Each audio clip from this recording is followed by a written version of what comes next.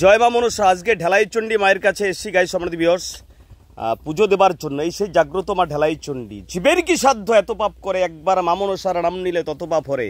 একবার মায়ের নাম নেবেন নাকি? জয় মা মনসা, জয় মা মনসা, জয় মা ঢেলাইচণ্ডী, জয় মা ঢেলাইচণ্ডী। হ্যাঁ, জীবের কি সাধ্য এত পাপ করে, একবার মা মনসার নাম নিলে। আর মা মনসাকে দুধ কলা দিয়ে আজকে যদি আপনি পুজো দিতে পারেন, আপনার মনের সকল ইচ্ছা পূরণ হয়ে যাবে। আজকে ঢেলাইচণ্ডী মায়ের স্থানে এসেছি।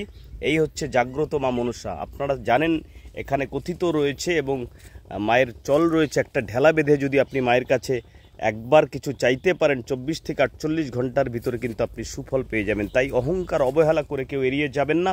সবাই একবার অবশ্যই বলুন জয় মা মনসা, জয় মা ঢেলাইচণ্ডী, জয় মা ঢেলাইচণ্ডী। ভক্তিতেই মিলবে মুক্তি, ভক্তিতেই মিলবে মুক্তি।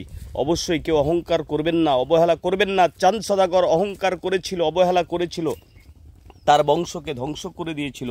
এই সেই ঢেলাইচণ্ডী মা, এই সেই জাগ্রত মা মনসা। দেখা মাত্রই শেয়ার করে একবার যদি সময় থাকে, আর সময় না থাকলেও বলুন জয় মা মনসা, জয় মা ঢেলাইচণ্ডী।